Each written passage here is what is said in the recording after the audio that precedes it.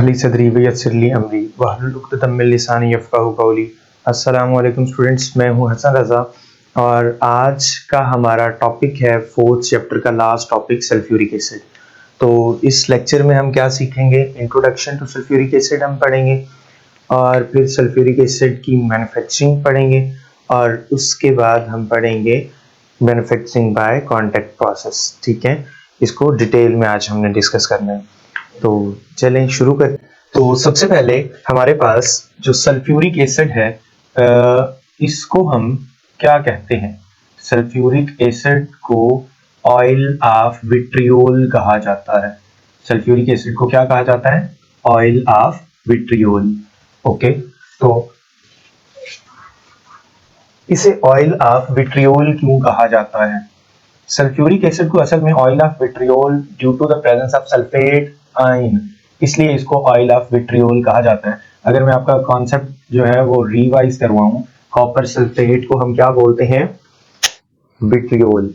Okay, और ये copper sulphate का वो जो सल्फेट हमने लिया है उसकी वजह से इसे ऑयल ऑफ विट्रियोल बोलते हैं। उसकी वजह हम इसकी फिजिकल प्रॉपर्टीज में भी पढ़ेंगे, इसे ऑयल ऑफ विट्रियोल क्यों कहा जाता है। विट्रियोल इसे सिर्फ कॉपर सल्फेट से जो आने वाला सल्फेट होता है ना उसकी वजह से, क्या ये इसका मतलब ये नहीं है कि ये कॉपर सल्फेट से प्रिपेयर होता है, ठीक है, लेकिन मैंने बताया कि कॉपर सल्फेट को जैसे विट्रियोल बोला जाता है, उसका सल्फेट इसमें भी उसी तरह का एक सल्फेट प्रेजेंट होता है, इसलिए इसे विट्रियोल बोलते हैं, ऑयल ऑफ विट्रियोल बोलते हैं। ऑयल ऑफ विट्रियोल इसे इसलिए बोलते हैं जब हम किसी का कोई एक्सट्रैक्ट ले रहे हो ना तो उसको हम ऑयल बोलते हैं। लाइक हमारे पास जो है वो कोकोनट ऑयल होता है। अब कोकोनट ऑयल में कोकोनट तो नहीं फिर रहा होता ना, लेकिन ये कोकोनट का एक्सट्रैक्ट होता है, इसी तरह ये विट्रियोल का एक्सट्रैक्ट कहलाता है, इसको ऑयल ऑफ विट्रियोल बोलते हैं। उसके बाद है जी, सबसे पहले इसकी अगर हम हिस्ट्री डिस्कस करें तो 8th सेंचुरी में, 8वीं सदी में सबसे पहले एक मुस्लिम साइंटिस्ट ने इसे प्रिपेयर किया था सल्फ्यूरिक एसिड को, और उस मुस्लिम साइंटिस्ट का नाम क्या था? Jafar bin Hayan. आप लोग बचपन से इस नाम को पढ़ते आ रहे हैं। इन्होंने पहली दफा 8वीं सदी में ऑयल ऑफ विट्रियोल को प्रिपेयर किया था। क्लियर हो गया? अब उसके बाद ये तकरीबन 600 से 700 साल तक ये इतना इंपॉर्टेंट केमिकल जो था, ये आप ये कह सकते हैं कि अंडर कंसिडरेशन ही नहीं था किसी के, या आप अगर जो है वो इस तरह ना कहें तो आप ये कह सकते हैं कि कोई दुनिया में इस काबिल ही नहीं था कि उसकी ये जो इतनी कमाल की जो है हम कह सकते हैं डिस्कवरी थी, या उन्होंने जो कंपाउंड प्रिपेयर किया था कि उसको वो समझ सकते। क्लियर है? तो उसके बाद 600-700 साल के बाद यूरोप में 14वीं-15वीं सदी में जाके जो है इसकी सल्फ्यूरिक एसिड की मैन्युफैक्चरिंग स्टार्ट हुई ऑन कमर्शियल स्केल। अब कमर्शियल स्केल पे क्यों स्टार्ट हुई? क्योंकि तब उन्हें पता चल गया था कि ये क्या बला है, सल्फ्यूरिक एसिड असल में चीज क्या है। तो सल्फ्यूरिक एसिड के बारे में अगर मैं आपको एक हरफी कोई बात बताऊं तो वो ये है, किंग ऑफ केमिकल्स है। King of chemicals. अब किंग ऑफ केमिकल्स जो है ये है, लेकिन ये किंग ऑफ केमिकल्स क्यों है? किंग ऑफ केमिकल्स तो हमने कह दिया कि ये किंग ऑफ केमिकल है। असल में आपके पास किसी भी मुल्क की अगर इकोनॉमी का अंदाजा लगाना हो, आज हम जीडीपी जाके देखते हैं सबसे पहले कि उस मुल्क का जीडीपी क्या है, या हम जो है वो और बहुत सारे जो है इस तरह की स्टैटिस्टिक्स जो है वो देखना शुरू कर देते हैं कि इस मुल्क की इकोनॉमी कितनी होगी, या ये मुल्क कितना को स्टेबल होगा। बस आज मैं आपको केमिस्ट्री की टिप दे रहा हूं कि आप लोगों ने जाके जस्ट उस मुल्क की देख लेना है, उसमें सल्फ्यूरिक एसिड प्रिपेयर कितना होता है। जितना किसी मुल्क में सल्फ्यूरिक एसिड प्रिपेयर होता हो वो मुल्क उतना इकोनॉमिकली स्ट्रांग होगा। क्लियर हो गया? तो उसके बाद आते हैं जी कि इसकी अकरेंस, सल्फ्यूरिक एसिड पाया कहां पे जाता है? ये नेचुरली नहीं पाया जाता। आमतौर पे सल्फ्यूरिक एसिड हमें नहीं मिलता। तो ये हमें मिलता कहां पे है? बाज़-औक़ात कभी कभार ये हमें कुछ लेक्स में, मींस के नदियों में, दरियाओं में या स्ट्रीम्स में मिलता है। उसकी क्या वजह है? अगर ये आमतौर पे पाया नहीं जाता तो फिर ये नदियों में क्यों मिलता है? उसकी वजह ये है बेटा, क्योंकि सल्फर कंटेनिंग पेट्रोलियम गैसेस हो सकती हैं, फ्यूल गैसेस जिनको हम बोलते हैं सल्फर कंटेनिंग, वो जब सल्फर इंजन्स में या बॉयलर्स में या कहीं पे भी बर्नर्स में जलती है तो वो क्रिएट करती है SO2 एंड SO3। ये जो SO2 है और SO3 है ये असल में सल्फ्यूरिक एसिड का सोर्स है। अब बारिश मींस के ये ऑक्साइड्स बने और हमारे एटमॉस्फेयर में शामिल हो गए।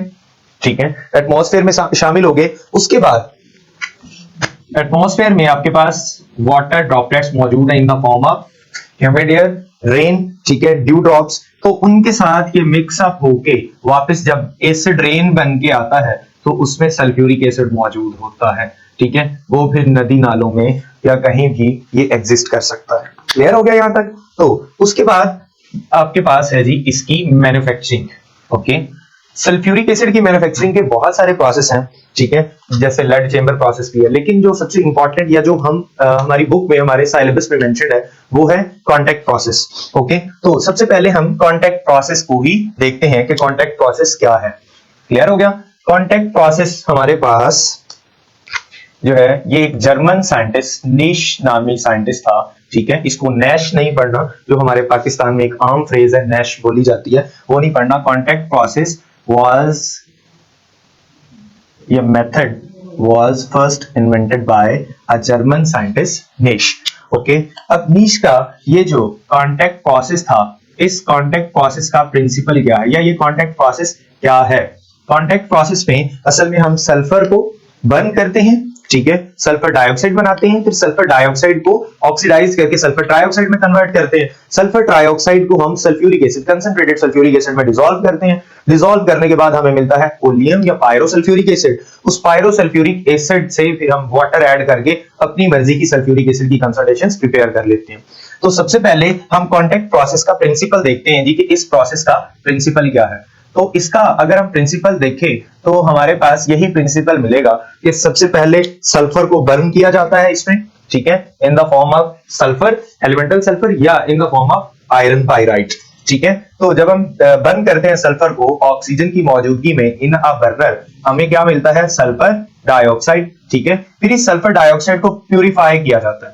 प्यूरिफाई करने के बाद हम क्या करते हैं जी, इस सल्फर डाइऑक्साइड की ऑक्सीडेशन करवाते हैं, ठीक है। अब जब इसको प्यूरिफाई कर लिया उसके बाद इसकी हम ऑक्सीडेशन करवाएंगे।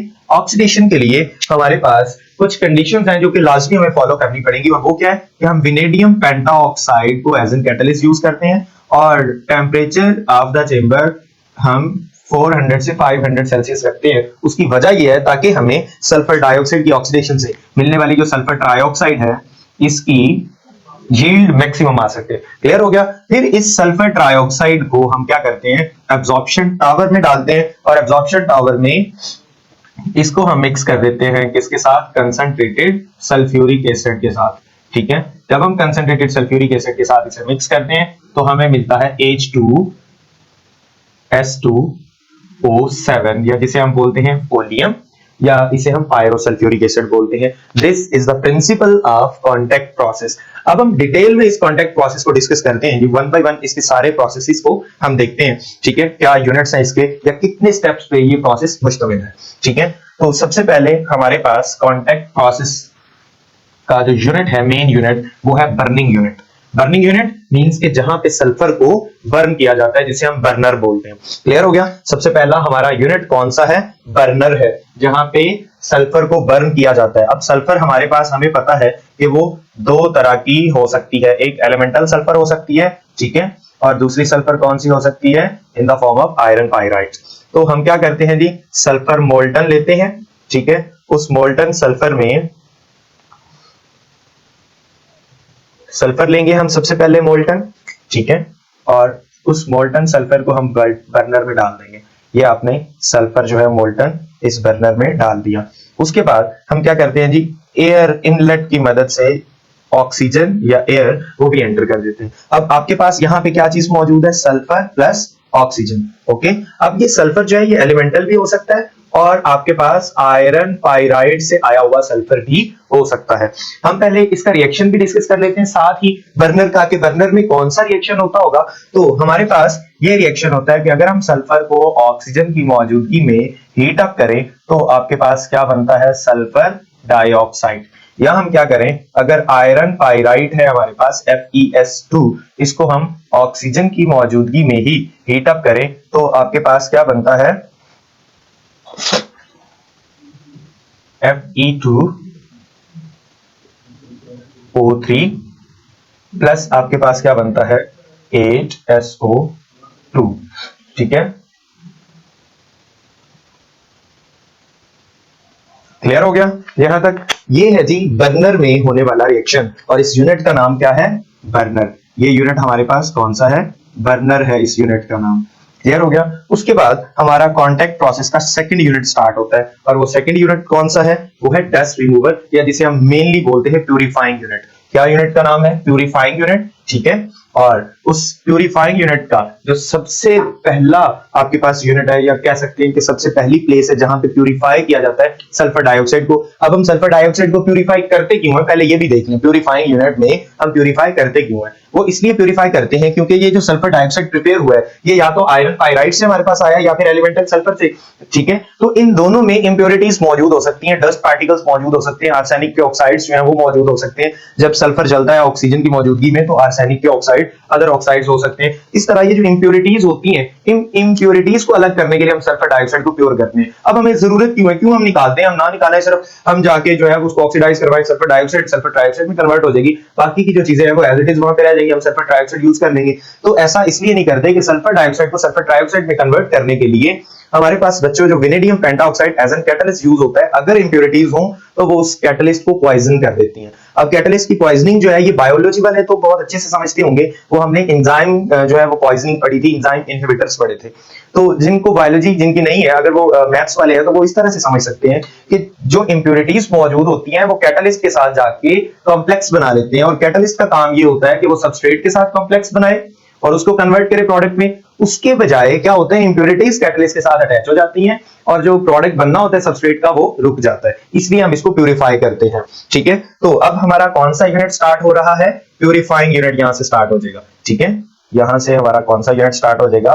Purifying unit. अब इस प्यूरिफाइंग यूनिट का सबसे पहला जो स्टेप है वो कौन सा है? प्यूरिफाइंग यूनिट का सबसे पहला स्टेप कौन सा है? तो वो है डस्ट रिमूवल। यहां से जो मिलने वाली गैस होती है इसको हम डालते हैं कहां पे? डस्ट रिमूवर में, ठीक है। अब डस्ट रिमूवर में क्या किया जाता है? डस्ट रिमूवर में जस्ट हम स्टीम की मदद से इस सल्फर डाइऑक्साइड में से डस्ट को रिमूव करते हैं, ठीक है। क्या करते हैं? डस्ट को रिमूव करते हैं। यहां से जो गैस हमें मिली है सल्फर डाइऑक्साइड, ठीक है, उस गैस को हम इस डस्ट रिमूवर चेंबर को के बॉटम से एंटर करते हैं। यहां से जब गैस ऊपर को उठ रही होती है सल्फर डाइऑक्साइड गैस, ओके, तो ऊपर से हम क्या करते हैं? स्टीम की मदद से, वाटर मींस की मदद से, ठीक है, हम क्या करते हैं जी? इसकी डस्ट को रिमूव कर देते हैं, ठीक है। इस तरह ऐसे ही समझ लें, इसमें से डस्ट पार्टिकल्स को रिमूव कर दिया जाता है। क्लियर हो गया? इस स्टेप का नाम क्या है?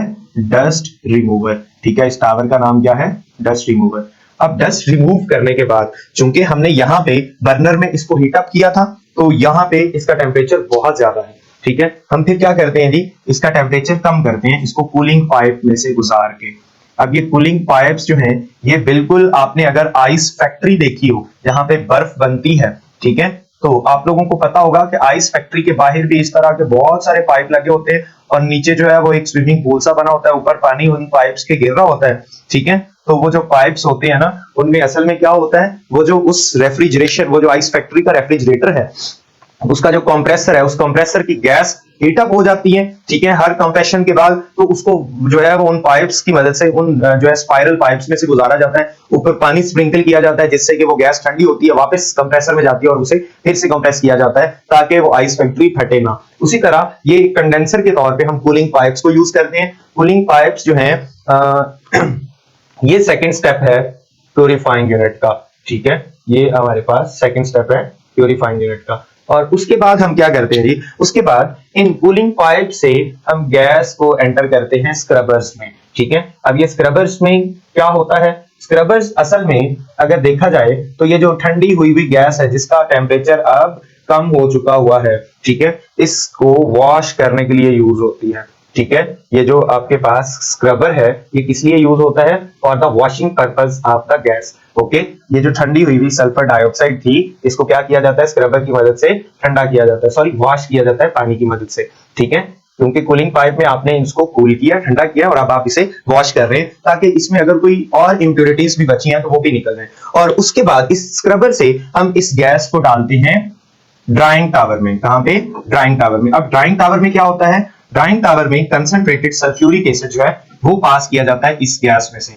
जब हम कंसंट्रेटेड सल्फ्यूरिक एसिड इसी गैस में से पास करते हैं तो इसकी जितनी भी ह्यूमिडिटी होती है, या आप ये कह सकते हैं कि इसमें वाटर मॉलिक्यूल्स के जितने भी कंटेंट है वो कंसंट्रेटेड सल्फ्यूरिक एसिड जो है वो क्या कर लेता है? उनको रिमूव कर देता है, ठीक है। तो हमारे पास इस स्टेप में क्या होता है? कंसंट्रेटेड सल्फ्यूरिक एसिड को गैस में से पास किया जाता है, उससे क्या होता है? जितना भी ह्यूमिड कंटेंट है इस गैस का वो रिमूव हो जाता है। क्लियर हो गया? इसलिए इसको बोलते हैं ड्राइंग टावर या ड्रायर बोलते हैं। क्लियर हो गया? उसके बाद है जी हमारे पास ड्राइंग टावर से हम जो है वो निकालने के बाद हमारे पास जितनी भी फिजिकल मीन्स से इंप्योरिटीज प्यूरिफाई की जा सकती थी, अलग की जा सकती थी, वो हमने कर ली है। तो अब बाकी क्या बचता है? बाकी हमारे पास आर्सेनिक के ऑक्साइड्स ऐसे हैं जो इनमें से किसी भी प्रोसेस से वो अलग नहीं होते सल्फर के ऑक्साइड से, मींस कि ये सल्फर डाइऑक्साइड ही है ना आपके पास SO2। तो उसके बाद हम आर्सेनिक प्यूरिफायर में इसे डालते हैं। अब ये आर्सेनिक प्यूरिफायर क्या होता है?